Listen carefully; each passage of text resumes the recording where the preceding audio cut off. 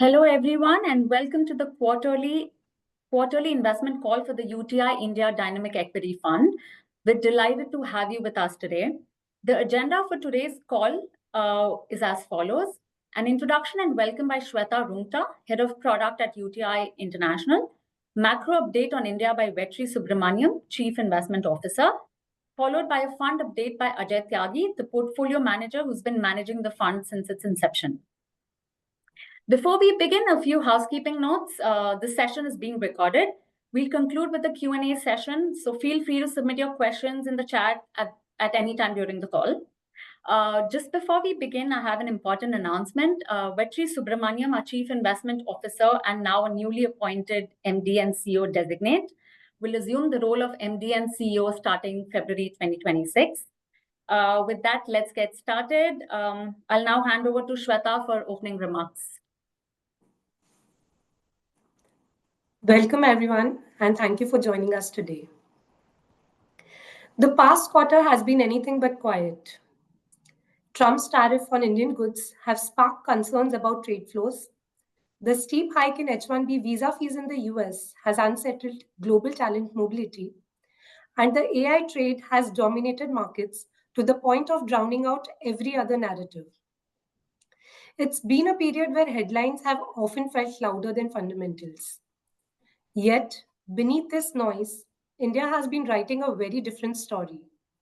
One defined not by external shocks, but by meaningful domestic shifts, such as the introduction of goods and service tax reforms and a decisive pivot in monetary policy.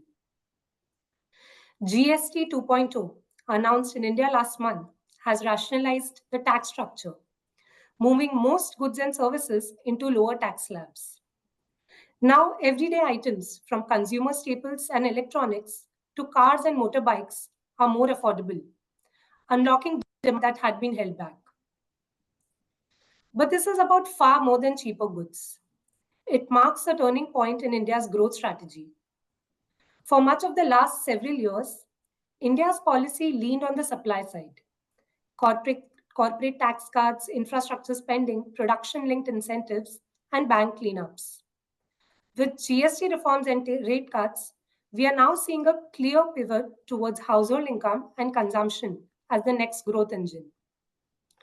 This shift is powerful because it channels policy directly into the hands of consumers. A modest revenue sacrifice by the government is being traded for a much larger multiplier effect on demand, one that could sustain growth momentum in India for years to come. The macro backdrop is also supportive. Inflation has cooled, monetary policy has turned growth-oriented, corporate balance sheets are stronger, retail flows remain steady, and private investment is beginning to revive. So yes, global risks remain, tariffs, protectionism, and crowded trades like AI. But when you cut through the noise, the signal is loud and clear. India is moving from a supply-driven cycle into a consumption-led phase, powered by households, supported by policy, and built to last. That's the narrative we believe investors should focus on. And our portfolio is aligned to capture the shift while staying disciplined through the noise. Thank you, and over to you, Neha. Thank you, Shweta. I'd now like to invite Vetri, who will delve into the key macro trends shaping India's economy. Over to you, Vetri.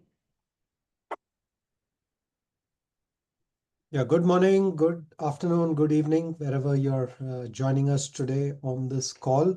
And delighted to have all of you join us here today. I'll just wait for the presentation to come up. Is that up on the screen? Yeah, okay, perfect. So we'll get kicking without any further ado. I just want to make sure we cover all the ground that we had in mind before we open it up to Q&A. And of course, Shweta in her comments did talk about the fact that, the US market has been on a tear in its own right. And you can see that on the two slides that you see here. The Mag 7 has powered the US market to several lifetime highs recently. And as a result of that, the US weightage in the MSCI All Country World Index is now comfortably at the two-third mark, almost 66%.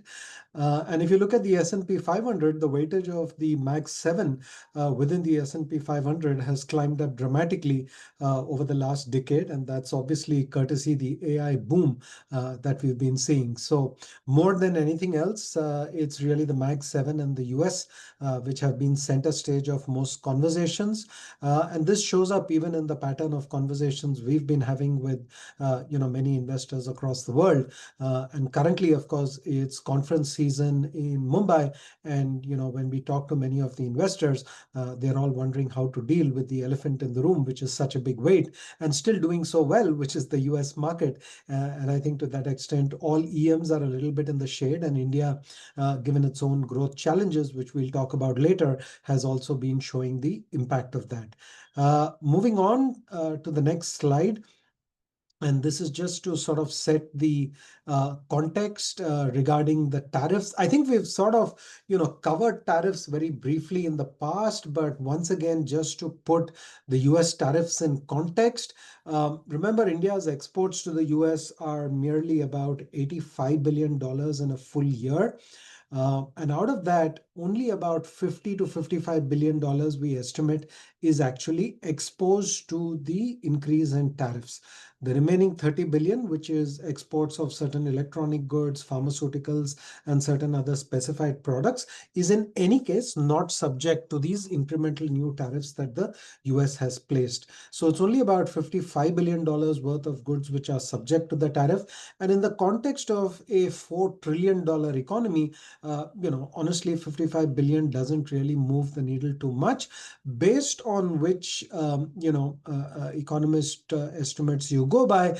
People estimate that this could have a headwind of about 20 to 30 basis points just on a Excel sheet.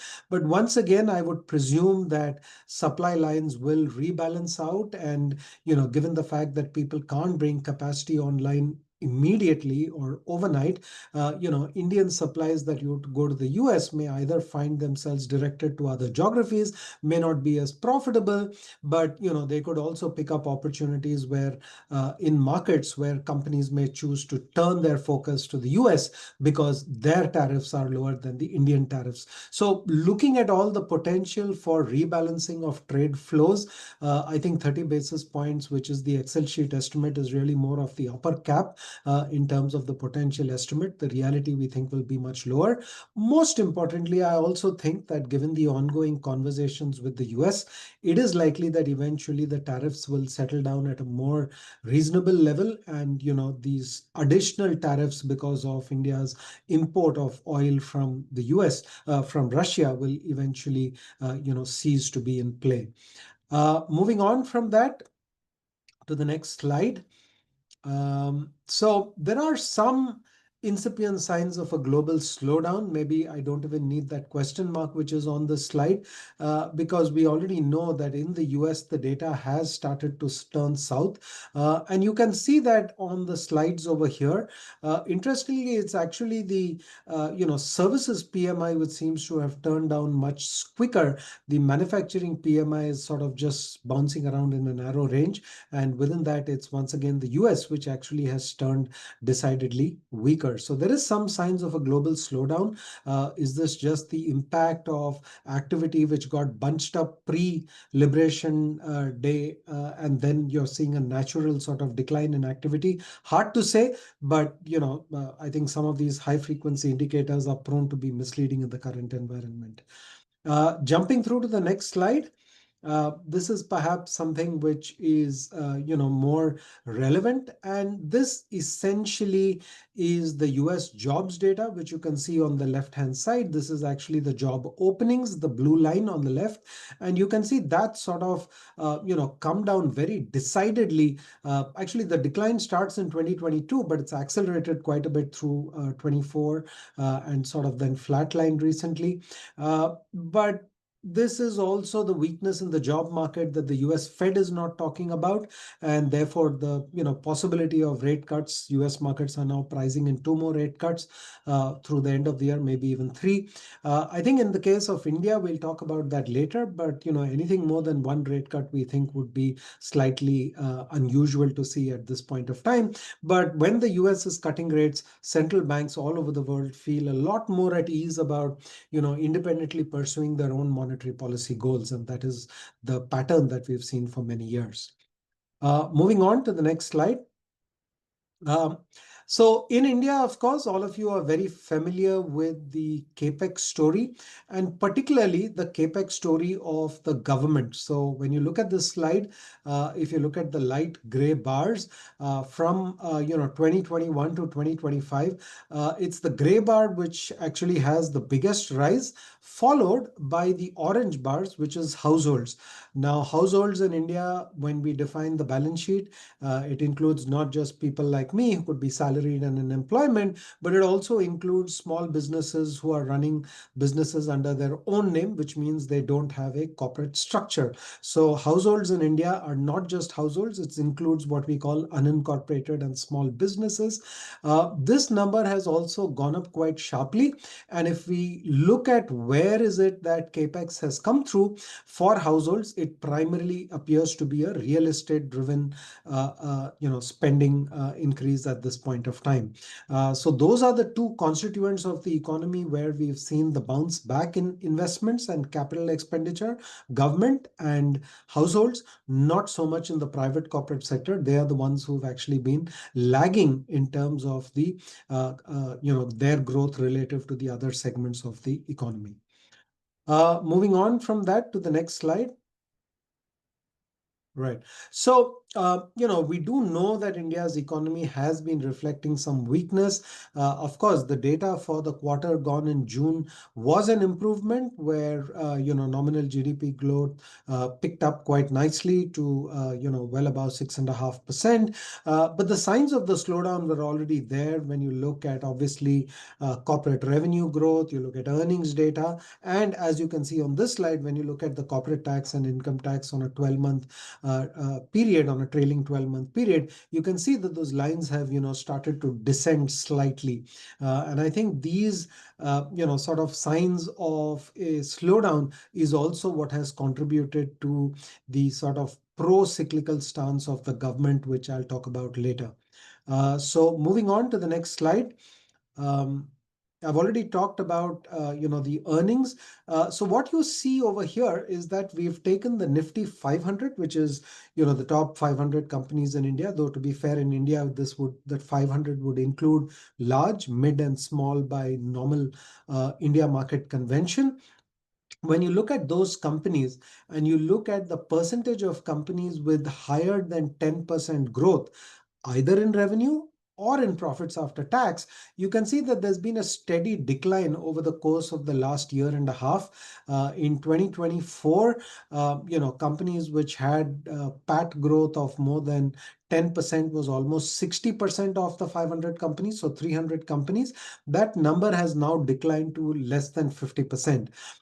So we know that Nifty earnings growth in the current year is expected to be about 9% year on year. And what this chart is telling us is that, corporate profit growth in India has slowed over the last 2 years, which is what is visible in the estimates as well. Moving on to the next slide. Yeah.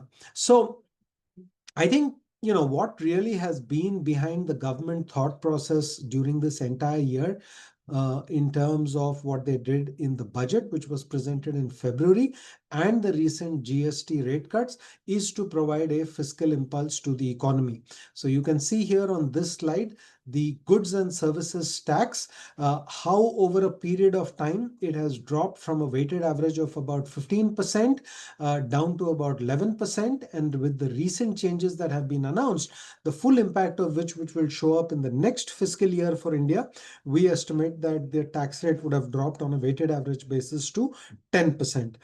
So this is a rate which is now quite comparable to many other economies. And I think with this rate rationalization, a significant part of the of the reform is now behind us. Of course, the one issue which still remains to be tackled is that taxes on fuels in India still remains outside the remit of GST.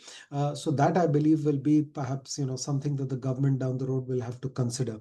But without doubt, this is a positive fiscal impulse, and we'll see on the next slide, what this really amounts to in terms of the benefit to the economy. So on the left-hand side, you see the income tax change.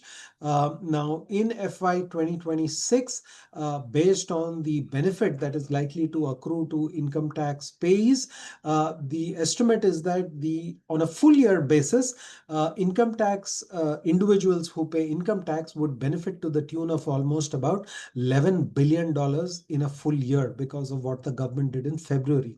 Now, of course, we've got the GST rationalization, which has just taken place, and we are modeling this number in terms of an estimate for the next fiscal year, because that's when you will really experience the full impact of that. And that, based on various estimates, we think will be close to almost about $20 billion. So simply speaking, if you add these two numbers up in the next fiscal year, the total benefit to individuals and households in terms of additional monies which would stay in their pocket would be to the tune of almost about $30 billion. One, because their income tax rate has gone down, and second, because the prices of the goods and services that they buy has effectively gone down, leaving them with more money in the wallet. So this 11 plus $21 billion, that's the full year number, $30 odd billion. This is a very significant number because $30 billion amounts to almost 0.75% of GDP. So this is a pretty significant fiscal stimulus which is being put in the hands of households. And I think the government has felt, both the need as well as the confidence to do this is simply the fact that they've managed their macro in very well, very prudently over the last few years. And therefore, without having to move away from the predefined fiscal trajectory, they are now confident that even after making this cut in taxes, they will be able to meet their fiscal goals for the year. Not easy, but certainly I think they seem to be confident that this can be pulled off.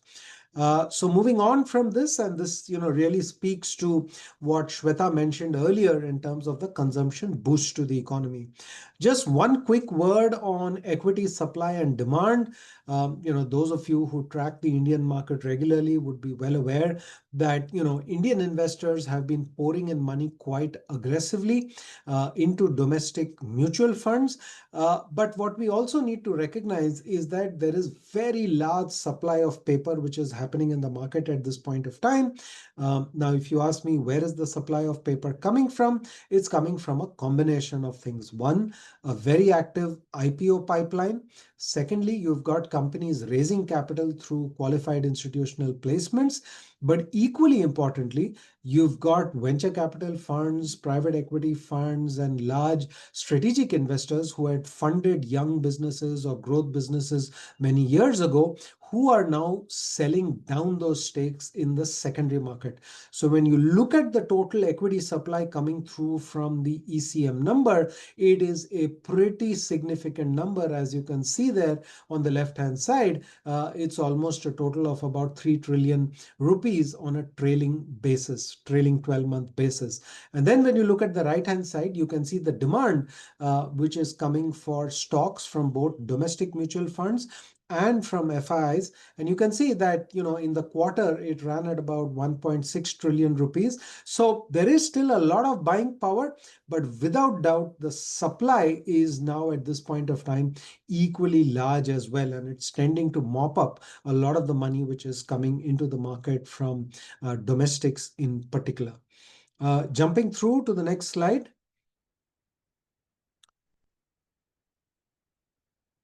Yeah. So very quickly on earnings, this is the trajectory of earnings growth for the Nifty 50, March 26, 9%, and 17% is the estimate for March 27. I think that's a significantly high bar, but we'll talk more about that later. If we then jump through some of our slides on valuation, I think that should be coming up now.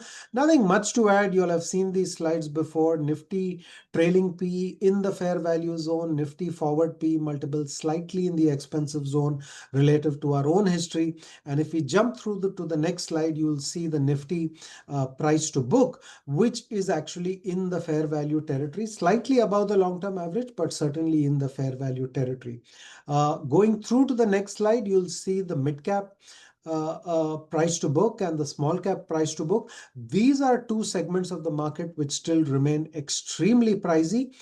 This is a function perhaps of the very strong domestic demand for equities, and that's seeing much more directional flows into small and mid caps. Also a reflection of their very strong performance on a trailing 5-year basis. I'll just jump through now to the final slide, which is, the conclusion. Yeah, we can just jump through to the next slide. Right. So just to sort of, give you a quick rundown, we've covered most of this, but simple to say that, tariffs have been implemented on India from the end of August 25. There will be some negative impact on the economy of this, but when you compare that to the positive impact on the economy coming through from the tax cuts and from the GST rationalization, we do believe that net this more than cancels out the negative impact. There is certainly, therefore, a strong tailwind for consumption parts of the economy and for consumer spending. We think in India there is scope for one more rate cut perhaps towards the end of the year. Earnings growth expectations in the current year in India, this is March 26, are about 9%. The bar for 27 is high. It's a 17% forward earnings estimate. How realistic is this? History would suggest that these numbers do tend to get cut as we get closer to the start of the financial year. But I would also say that a big chunk of this reflects a reversal in the trajectory of earnings growth for the financial sector, which we think is a reasonably high confidence number. So there are some countervailing forces in terms of the potential for the market to deliver, reasonable earnings growth next year. The last 15 to 16 months, we've certainly seen an inflection in India market performance away from value and slightly tilting towards quality growth, which is where the UTI Dynamic Equity Fund is, far more, is the philosophy with which that fund operates. So we think now the operating environment is a lot more favorable for us. Just given everything in terms of the level of uncertainty and valuations, we still think staggering the investments is really the right way to go. But I'll halt over there. I hope that's provided you with some macro context of everything that's going on in the economy. And I'll now hand over to Ajay, and Ajay will take you through the section on the India Dynamic Equity Fund. Thank you, Vetri, and hello, everyone. Thanks for logging into this call. As is customary, I'll spend 30 seconds on our investment philosophy. As you all are well aware, we basically have a very strong focus on buying high-quality businesses, which are compounding their intrinsic value at a rate 300 to 400 basis points higher than the nominal GDP growth of the country and also of the markets.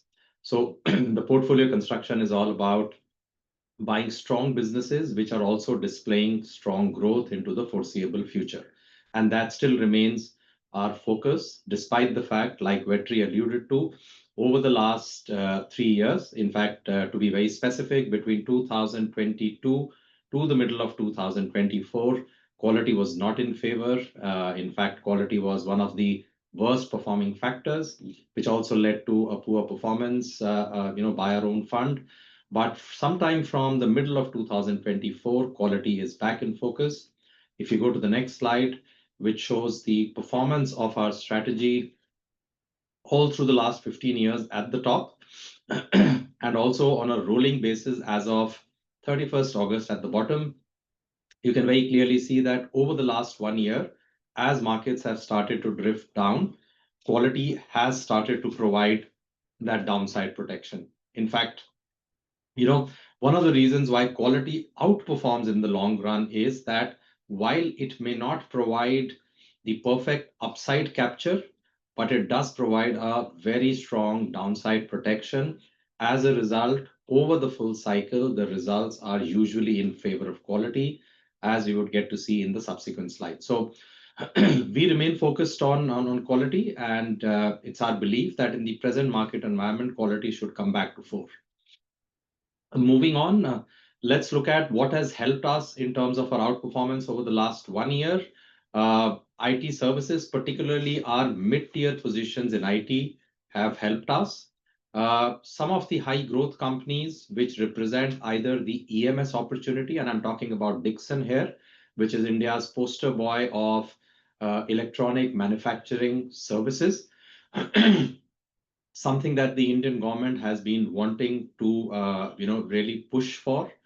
And Dixon has been one of those companies which has tied up with multiple mobile phone operators around the world for manufacturing and assembly of their mobile phones here in India.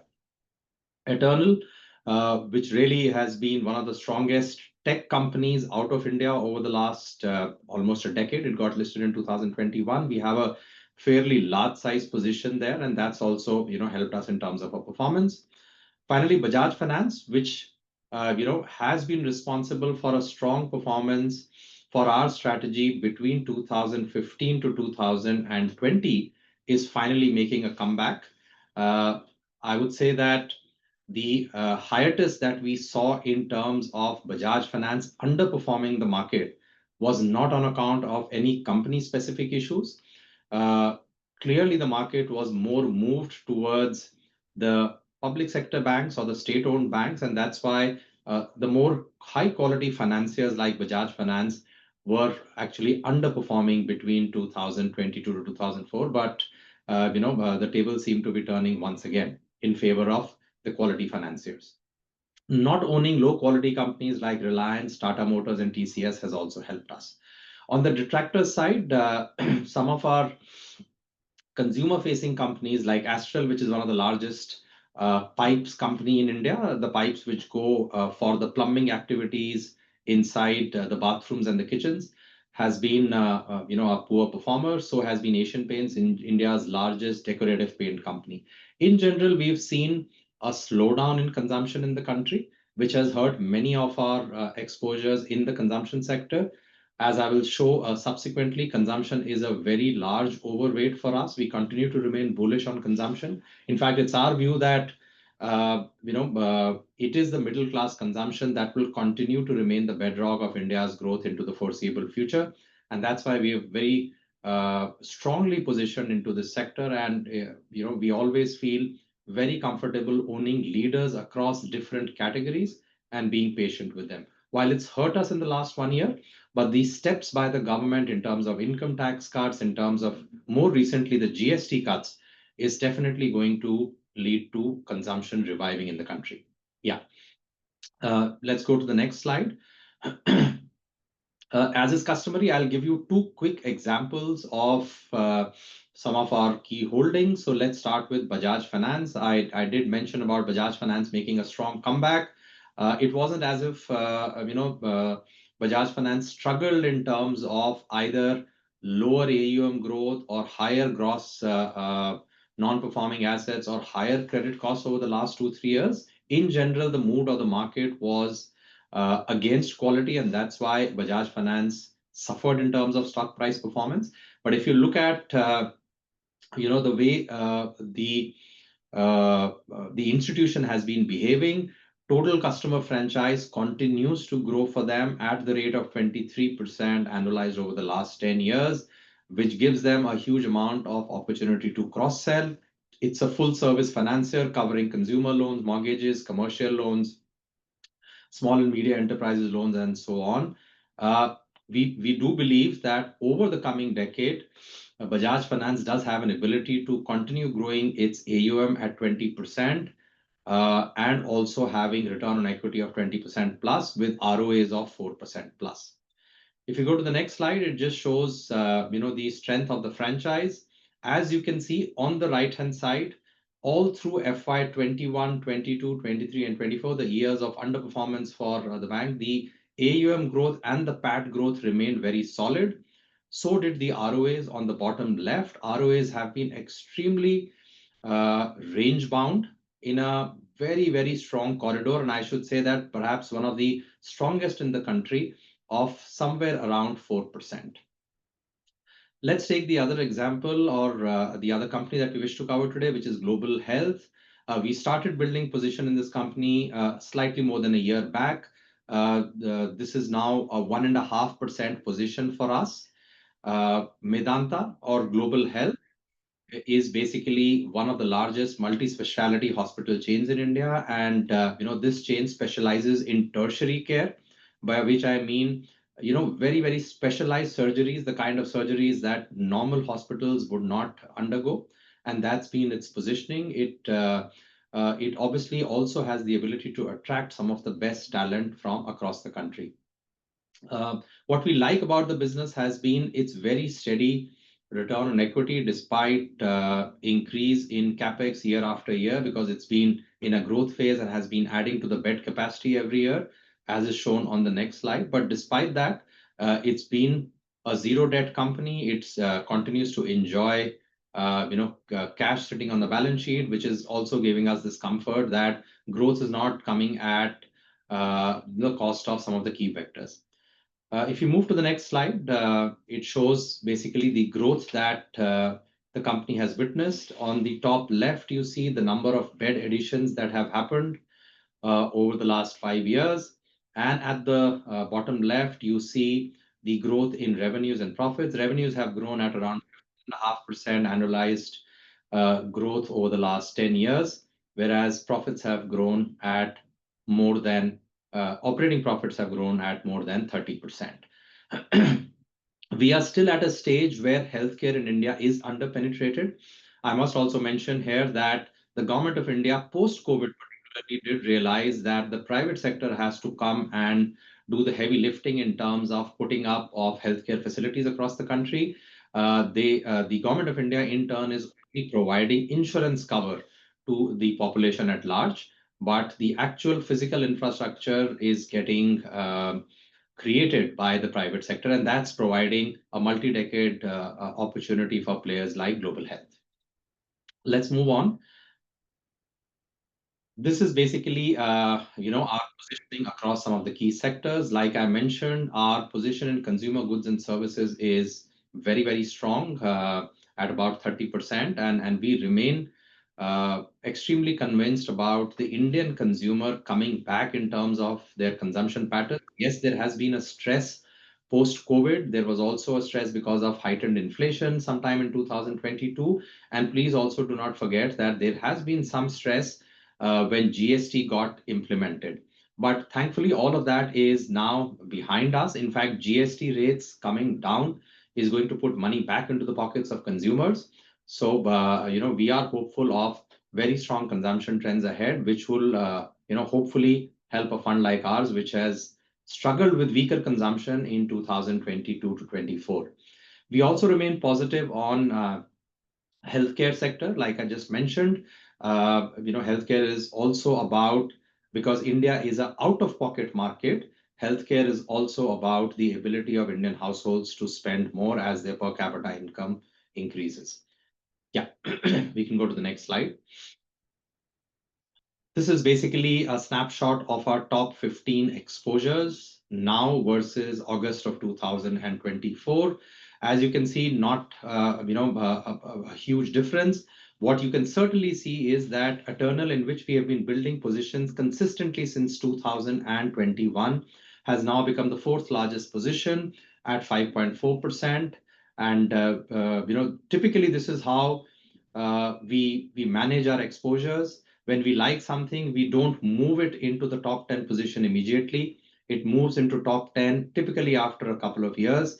And from there on, as the hypothesis keeps getting validated, we keep increasing the exposure. Eternal represents a huge opportunity in two lines of businesses. One is food services, and the other is what in India is now known as quick commerce, or it is grocery in layman terms, grocery delivery in 10 to 15 minutes. And that's been a model which unfortunately hasn't been successful anywhere around the world.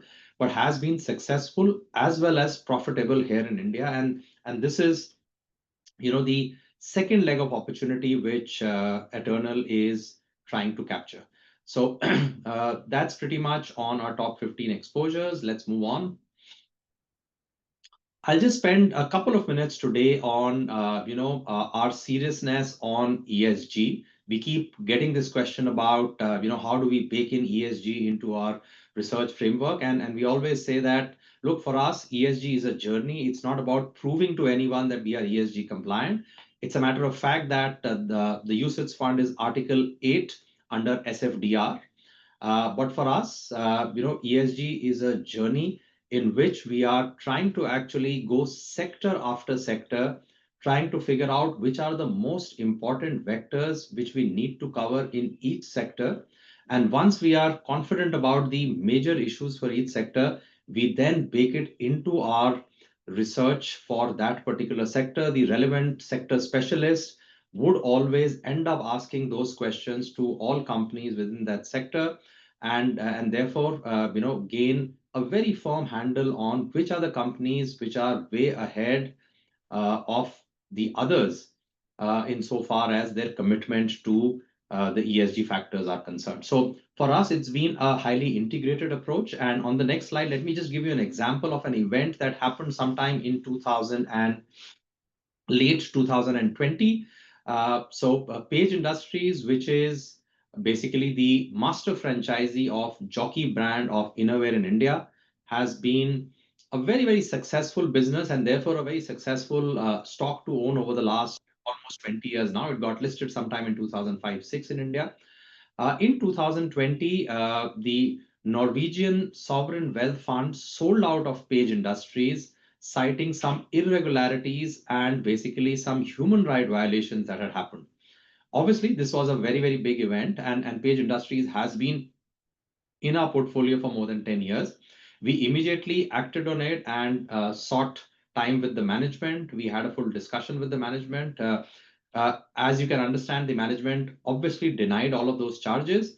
But for us to really be completely satisfied on this count, we did request them to go for a third-party audit. In fact, there were a few other institutions which asked the company to do the same, which is what eventually the company did.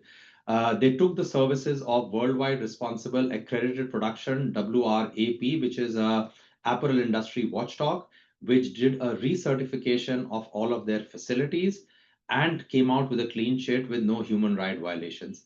It was basis, the release of this report and the discussion that we had post the release of this report back with the management, that we came back fully satisfied and decided to maintain our exposure. In fact, even increase our exposure in this company. So yes, I mean, for us, I'm once again repeating, it's not a checkbox approach. It is very, very integral to how we look at things, because we truly, are appreciative of the fact that companies which will end up creating wealth for their minority shareholders in the long run have to be the ones which are at the forefront of, E, S, and G.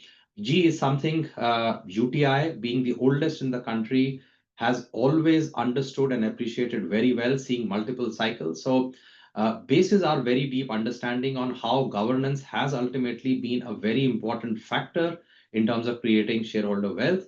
We were pretty much quick to understand that E and S also have to be imperatives now. I'll move on to the last slide, and you'll have to bear with me for a couple of minutes here. This is a study that we keep updating every other month, although the results won't change, every other month. But the intent of the study is to capture data over the last 20 years to try and see that at different points of time in the market, what style and what part of the market gets rewarded or punished. Just to give you a gist of this study, we've picked up data for 4 indices. Nifty 500, which is the broad market, more tilted towards large caps, as you can imagine.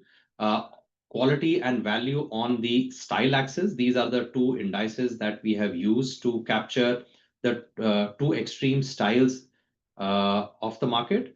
And lastly, mid cap, just to see the behavior of mid caps during different points of time in the market. So these 4 indices have been captured since 1st of April 2005 on a daily basis. Basis, their readings, we have been able to create three different buckets of 1 year rolling returns, 3 year rolling returns, and 5 year rolling returns. And we've taken averages of each of these three buckets. Now, to actually dissect the market into different phases, we've just used a very broad methodology of defining a bearish market as the one where returns are negative all the way up to 5 years. So not just over a 1 year and 3 year period, but all the way up to 5 years. At the other extreme is a bullish market environment where returns are 15% or higher, again, all the way up to 5 years. And the more normative market is between 0 to 15%. So here's the conclusion of this study. Whenever markets are bullish, whenever markets are making a new high, whenever risk on is the mood globally as well as in India, whenever animal instincts are out, the best performing parts of the market on the style axis is the value part, and on the market cap axis is always the mid cap. So during bullish environments, it's impossible to catch up with the value end of the market or for large caps to beat mid caps. The exact opposite happens when markets turn bearish. This is the time when there is risk off, investors are averse, they just want downside protection, they want to be in the safe custody of tried and tested businesses, and as a result, the quality part of the market does well. Mid caps underperform large caps, and like I mentioned, quality always outperforms value. The other interesting part of the study was that whenever markets are normative, once again, rather than chasing returns, investors want to look at businesses that can give them very strong and steady compounding. Therefore, the pivot once again shifting back to quality, and that's why in the middle row here you would see the cells which are green are the cells which are representing quality. And in fact, if you look at what's happened over the last 12 months, I would say congruous to the results of this study, which of course captures a 20-year period, just as the bullishness in the market went off, the markets are not bearish yet, by the way, the markets are only cautious. We've seen the pivot moving away from value and from mid caps towards large caps and towards qualities. Still very early days in this journey, but once again, the study very clearly pointing out that a sideways market is a market where investors want to be sure-footed. They want to really buy those steady eddy compounders rather than chase stocks which can double or triple. So with that, that's the wrap up on my presentation as well. Neha, back to you for Q&A. Thank you, Ajay, for that insightful deep down in such a short time. Really appreciate it. Let's now open the floor to questions. We do see a lot of questions flowing in through the chat box, and we'll try to address as many as possible. The first question may be for you, Vetri. Can you update us on recent actions and thoughts of RBI and how correlated to US they are and the potential impact on markets, equities, and fixed income? Yeah, sure, Neha. So I think the first thing to keep in mind is, India has been pretty prudent about our management of both the fiscal side of the policy as well as the monetary side of the policy. And what that is reflected in the fact that when you look at the fiscal deficit of the union government, in effect, it is almost halving between the worst number, which it hit in the first year of the pandemic in 2021, when the fiscal deficit was about 9%. And remember that the target for the year ended March 26 is about 4.5%. And mind you, this is despite the fact that we have cut the income tax rate significantly, and the GST rate cut will impact tax revenues for the government for half of the current financial year. So that just tells you the extent to which India has conducted its affairs prudently on the fiscal side. On the monetary side as well, please remember that India started pulling back excess liquidity from the banking system way back in 2022 itself. And therefore, as a result, year to date, they've already managed to cut rates by 100 basis points. They've put liquidity back into the system. They've rolled back several measures that they had taken to tighten lending standards by increasing the risk weights on certain categories of lending that were being done by the banks. Now, the reason they've been able to unwind all of this and turn more supportive of the domestic economy is simply because of the fact that they've conducted themselves prudently. And therefore, I would also submit that when the Fed is easing, it certainly makes life easier for every emerging market central bank. RBI is no exception, but I think they are, in a sense, more in control of their own policy choices simply because of the macro stability and the macro prudential data that we are able to see on the dashboard. My sense is, if the US remains on the current trajectory, which is 2 to 3 more rate cuts this year, it may open up a window for the RBI to consider another 25 basis point rate cut. But we are of the view that more than the rate cut at this point of time, because once you've already done 100 basis points of rate cut, the next 25, it really encounters diminishing marginal utility. And really, therefore, what is more important is to see RBI remaining supportive of interbank liquidity and credit growth. And that is something that we are continuing to see policy pronouncements, on a positive note. So I do think we are a lot more in control of our policy choices, fiscal and monetary. And, the US decisions either on fiscal or monetary will have a much more limited impact as far as India's decision making is concerned. Thank you, Vetri. The next question may be for you, Ajay. Indian equities are trading at a significant premium to EM peers. How do you justify positioning in this environment? Neha, I'll have to break the question into two parts. The first one is, what's the premium that India has enjoyed over all other EMs over the last 20 years? Now, we've been asked this question for now more than 15 years, that India is trading at a premium to EMs. But that's something which has been happening because of the consistency of growth in India. There are very, very few EMs who have been able to match up to this consistency of GDP growth. But more importantly, not necessarily all GDP growth gets translated into earnings growth. India is one of those countries where the GDP growth has been getting translated into earnings growth at a very, very respectable return on equity. So therefore, please bear that in mind, that India will continue to remain at a premium to all other emerging markets. Yes, there is a second part of the question, which is about, isn't the premium today higher than what the average premium over the last 20 years has been? And here I would say that yes, perhaps India is trading about 10 to 15% higher than what the average premium itself has been. And to that extent, which is also showing up in our own price earnings multiple, when you only look at the multiples of Indian markets over the last 20 years, that yes, we may be about 10 to 15% higher than averages. And that's something which we believe will have to go away. It could be a case of a sideways market where earnings catch up and therefore PEs come down, or it could be an outright correction. Very, very difficult to double guess this. But yeah, that's the only extent of overvaluation. To assume that India will come down somewhere in line with the earnings multiple or the valuation of other emerging markets may not be a right hypothesis to hold. Yeah. Thank you, Ajay. Maybe while we have you, another question for you. How do you differentiate between quality and value? Specifically, what defines value and what defines quality, both from a quantitative and a qualitative perspective? So see, qualitative is easy. Qualitative obviously is the art part of investing, where you always try and gauge an organization in terms of its management quality, whether the management has always been honest to the minority shareholders, whether the management has been able to walk the talk. I mean, that's something which always goes as the qualitative part of quality. And I'm not trying to undermine its importance, but that's something which is very difficult to judge only in terms of numbers. It's only on the basis of your interaction with that company and with that management or with that set of promoters over multiple years or decades that you form an opinion on that.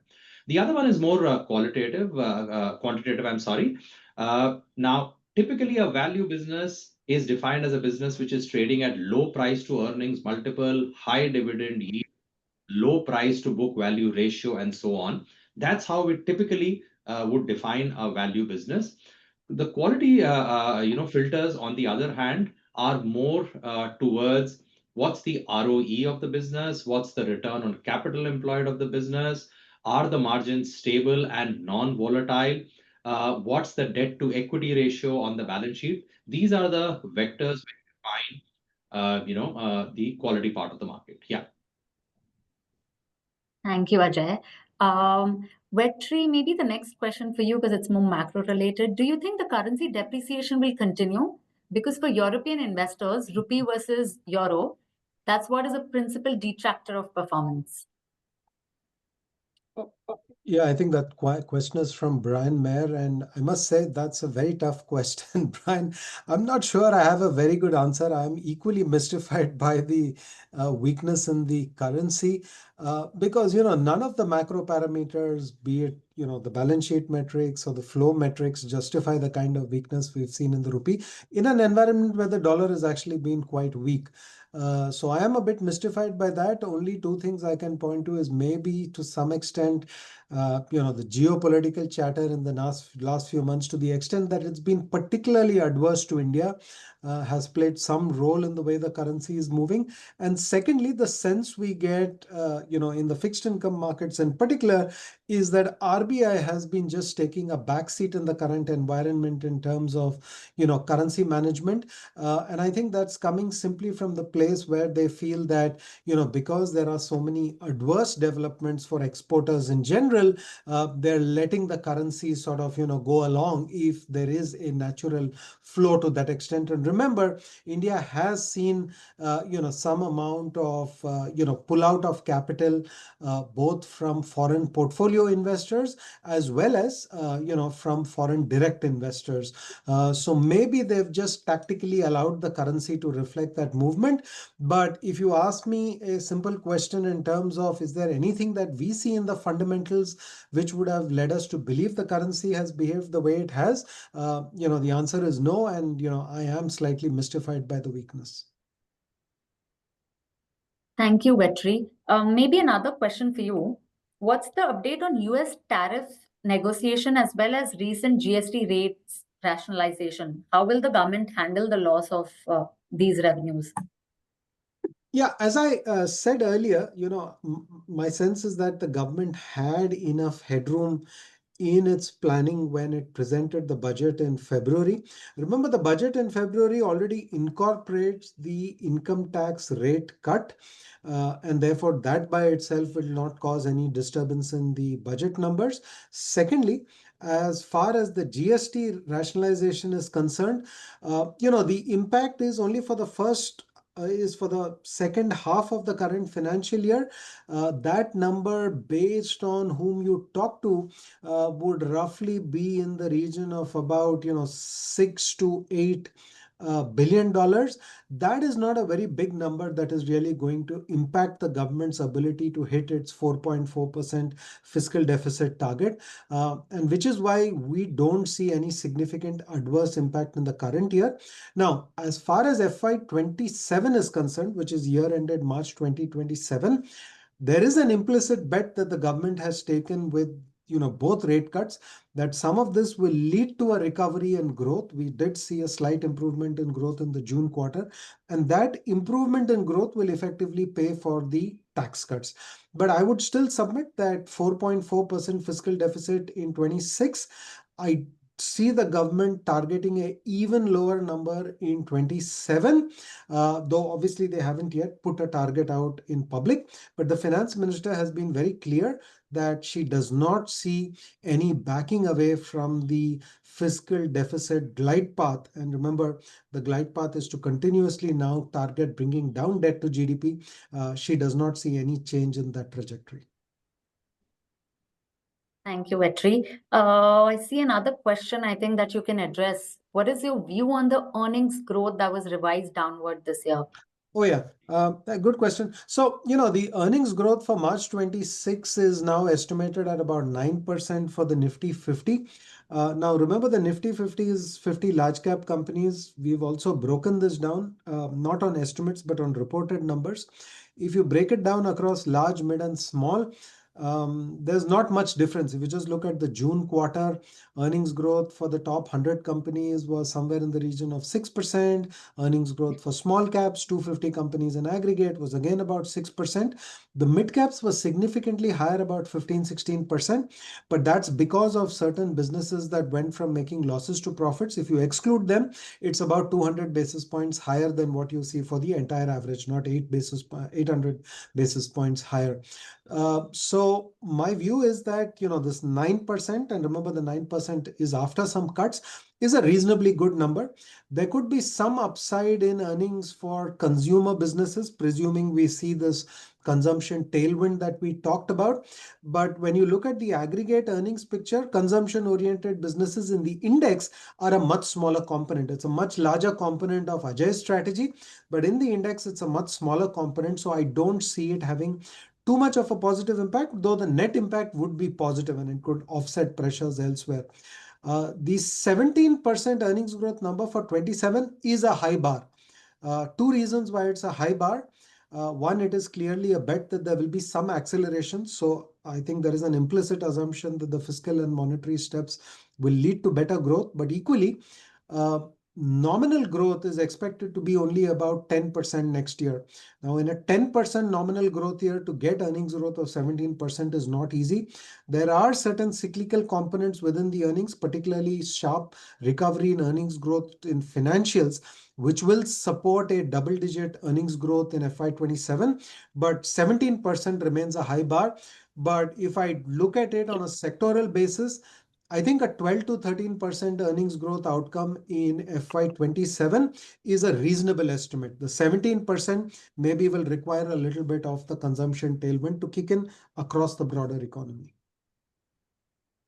Thank you, Vetri. We have another very interesting question for you, Ajay. How does the recent GST reform as well as the recent executive order on H-1B visa benefit or impact the IDEF strategy? Sure. Let me take the GST part first. So the GST obviously impacts consumption, like both Vetri and I touched upon in our presentation. So this is clearly money flowing back into the pockets of consumers. This will only help, gain whatever multiplier impact we can get by way of, higher consumption in the economy. So clearly, first order impact, it does, benefit consumption. The more discretionary consumption is the one which gets impacted much more compared to staples, where obviously the price elasticity anyway is not as much. The price elasticity is always very high in more discretionary. The other part of your question is related to tariffs. Now, is related to H-1B visas. Now that's something which basically impacts the IT sector. Let me give you the figures upfront itself. As of today, if you look at the total workforce across IT companies in the country, the number of employees which are dependent on H-1B visas is a number between 2 to 4%, depending on which company you're looking at. So let's call it as an average number of 3%. So 3% of the entire workforce employed by Indian IT sector is basically dependent on H-1B visa. So that number is not a very, very high number. The simplistic thinking is that the cost of doing business in US will go up because people will end up paying $100,000 whenever they come up for renewal. By the way, H-1B visas are for a period of total of 6 years. If you assume 1/6 visas expire every year, so 1/6 of this 3% number that I said will have to end up paying $100,000. That's the simplest way of calculating it. But businesses never operate in such a simplistic manner. Obviously, IT companies will also look at what can they offshore back into India to avoid sending people on site on H-1B visas, and what's the percentage which is imperative in terms of people being stationed there. So yes, some negative impact, But by most estimates, the impact on EPS is not going to be more than 2 to 3%. Yeah. Thank you, Ajay. Maybe the next question for you, Vetri.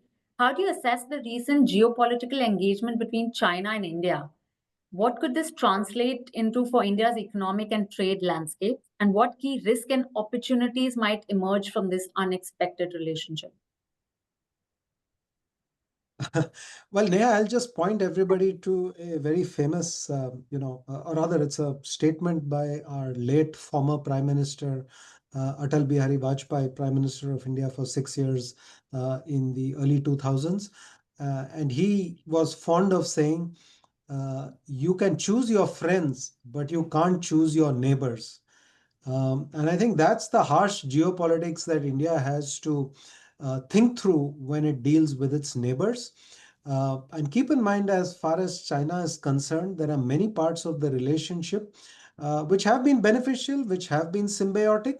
But the fact of the matter is that both countries also have very serious national security concerns as regards each other. So, to my mind, what you saw recently was just both countries saying, okay, we've got certain areas where we disagree, including on the border issue, and we've got certain areas where we can find ways to collaborate, and which is why you again saw, some thaw in relationships between the two countries. Remember, there were no direct flights between India and China. So if you were a Chinese person or an Indian and you wanted to fly from this country to the other, you could not have flown directly between these two countries ever since May 2020. So, I think that was just too much of a winter in the relationship. So I think both countries have just sort of agreed to, talk about the areas where they see mutual interest. But I think it's very important to recognize that from a strategic point of view, I think the government and, when we talk to policymakers in Delhi, I think they understand the complexities of the relationship with China, and they also understand the structural nature of the US-India relationship, partnership. Whatever the short-term, noise may be about the relationship, I think there is a much better understanding that that is the relationship which holds key to India's economic growth and progress. And that's reflected in a 25-year relationship between India and US going back to the administration of junior President George W. Bush Jr. And I think, that will remain, to my mind, the bigger relationship that India would like to manage. India would no doubt be reasonably happy with a multipolar world, but I don't see this as India making a binary choice between US and China. It's just the reality of the neighborhood. It's the reality of some of the benefits that both countries see in the relationship. Thank you, Vetri. I know we're overstepping time, but maybe we'll take one last question because we have a lot of inquisitive listeners. Over the past decade, India's GDP growth has outpaced that of the US, yet its equity markets have underperformed. From a risk return perspective, what makes the next decade different when trying to justify capital deployment into Indian equities? Sorry, is that for me now? Yes, for you, Vetri. Sorry. Okay. Oh, that's a very tough question. Well, let me just put it this way. This is one of those glass half full, glass half empty questions. Look, over the last 20 years, the only two equity markets in the world which have delivered good returns for investors, one is the US, the second is India. Now, no doubt, I think the US may be a few basis points ahead of India over the 20-year journey, but I would argue that depending on the point at which you measure it, you would, during this 20-year period, find significant 5-year and 10-year periods where India has actually been ahead of the US. So, that's point number one. Point number two, keep in mind that when you are comparing the returns of these two economies, there has been a period where there is a significant component of dollar returns which has been eaten away by the currency, because the Indian currency has depreciated against the US dollar. I would submit that as long as India can hold on to the kind of growth rates we've demonstrated over the last 2 decades, as long as we can demonstrate the fiscal and monetary prudence with which we've managed the economy, particularly in the last 5 years, the next 2 decades may look very different. Absolute returns may well be lower given the starting point in terms of valuations, But I do think, and my longer term belief remains, that the drag from currency depreciation should significantly reduce from India in the next decade, simply because of the metrics in terms of local inflation vis-a-vis US inflation and fiscal and monetary policy management in India versus the US. I think this is still underappreciated among global investors. I know we look at the past data, and the past data should give you less confidence in the performance of the rupee, but all the data tells me that if we can stay our course, this number can look very different over the next decade. Thank you, Vetri. Thank you, Ajay, both of you, for your valuable insights. And I think with this, we'll end the call. And thank you, everybody, for taking the time and joining us. If you have any questions, please feel free to reach out to us post the call. Thank you. Thank you, everybody.